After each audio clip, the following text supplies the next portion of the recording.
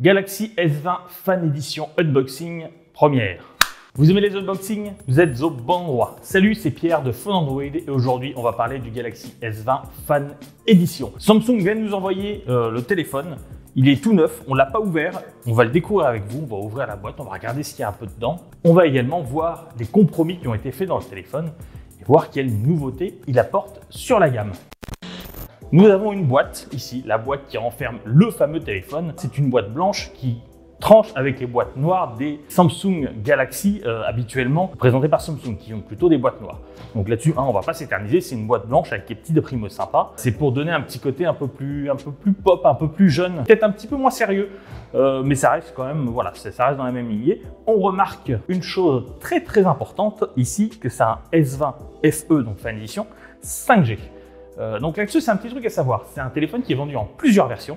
On nous laisse le choix, tout simplement. On nous laisse le choix entre l'Exynos et le Snapdragon, mais c'est pas vendu comme ça. C'est vendu le choix entre la 4G et la 5G. La 5G arrive bientôt en France. Si vous voulez être prêt lors de l'arrivée du réseau, il faut prendre le 5G. Bien sûr, c'est un petit peu plus cher. Donc voilà, maintenant qu'on a fait ce petit aparté, on va ouvrir la boîte quand même, parce qu'on est là pour ça, à la base.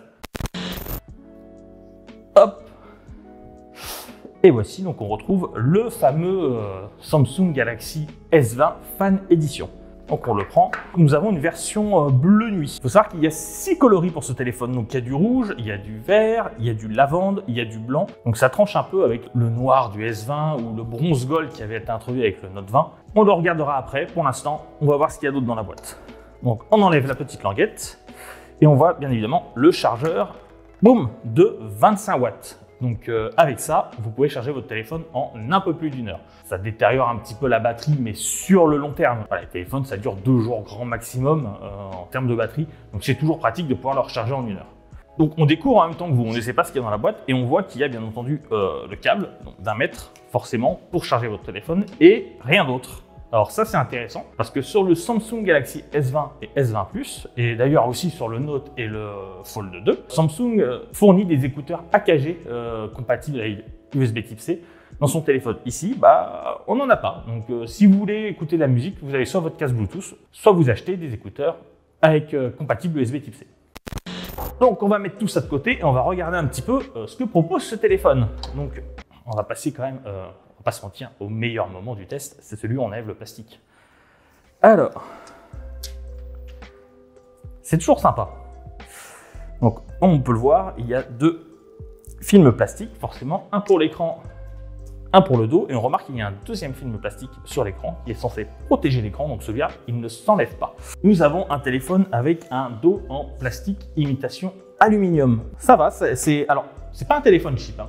Qu'on soit bien d'accord, ça reste un téléphone qui rentre dans la gamme, c'est pas un smartphone S20 Lite. Donc au niveau du design, il n'y a pas vraiment eu de concessions qui ont été faites, ou alors des très petites, on va le voir. On a un téléphone qui tient plutôt bien en main, donc avec un écran de 6,5 pouces. Le Galaxy S20 fait 6,2 pouces et le Galaxy S20 Plus fait 6,7 pouces. Donc ce téléphone-là n'adopte pas la taille des autres Galaxy. Donc voilà, c'est vraiment un complément. Si vous voulez une taille entre les deux, vous prenez celui-ci. Sur le Galaxy S20, les bords de l'écran sont légèrement incurvés. Donc là, on a un écran tout à fait plat. Donc c'est un petit compromis fait par Samsung. On reste quand même dans quelque chose d'assez haut de gamme. On a un écran Super AMOLED avec une définition en QHD, avec un taux de rafraîchissement en 120 Hz. Alors, pas adaptatif comme le Fold 2, mais 120 Hz quand même. Et ça, c'est assez sympa. Mais on a un écran tout plat. C'est pas très grave, hein. Ça fait un petit peu moins premium au niveau du design.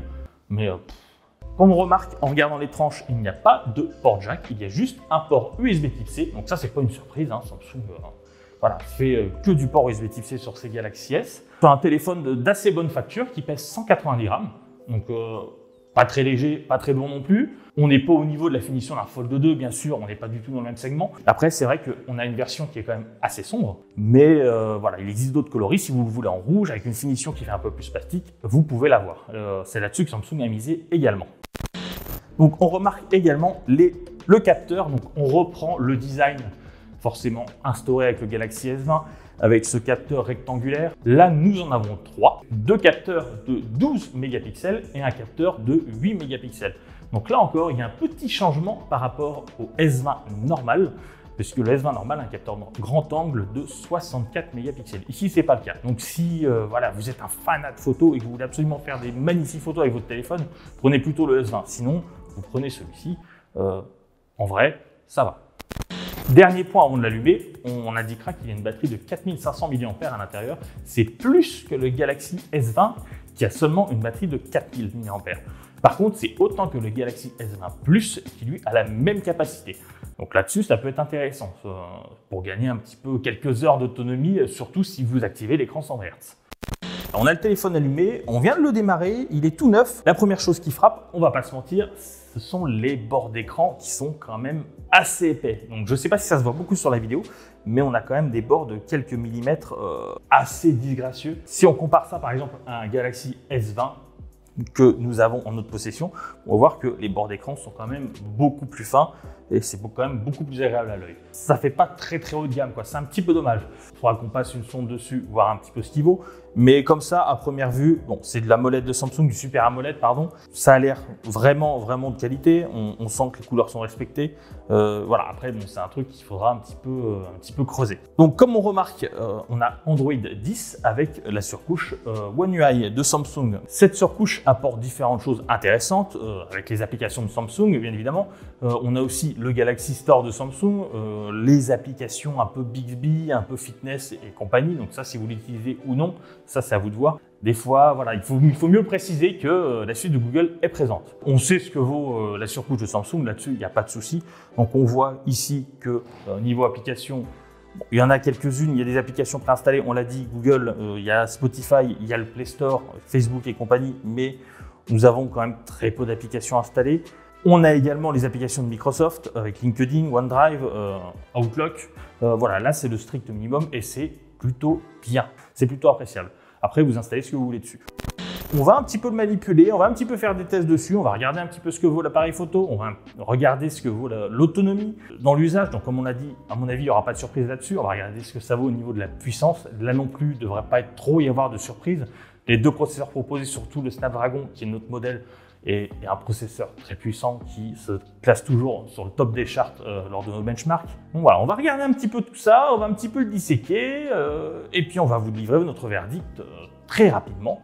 On va voir si ce Samsung Galaxy S20 fin édition vaut le coup par rapport à un Galaxy S20 normal, ou s'il faut mieux mettre quelques centaines d'euros de plus pour avoir un téléphone qui, pour le coup, est vraiment bien. On va terminer en rappelant que ce n'est pas un téléphone bas de gamme, ce n'est pas un modèle light, on l'a déjà dit au début de vidéo.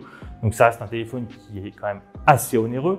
Le premier prix commence à 659 € si vous prenez la version 5 Go de RAM, 4G avec 128 Go de mémoire. Mais si vous voulez le full package, le menu Maxi Best Of, comme on dit, avec 256 Go de mémoire, le Snapdragon, donc avec la 5G, avec toute la RAM disponible, vous devrez dépenser 829 €. Donc on est quand même sur un téléphone qui coûte assez cher. Est-ce que ça vaut le coup de dépenser tant d'argent là-dedans, ou alors ne pas hésiter à mettre une petite centaine d'euros de plus? C'est ce qu'on va voir dans notre test très prochainement. Merci d'avoir découvert ce téléphone avec nous. Si vous avez une question, n'hésitez pas à la poser en commentaire, on y répondra. Et surtout, abonnez-vous, activez la petite cloche et guettez le site pour voir le test du Galaxy S20 Fan Edition qui arrivera très prochainement. Allez, ciao!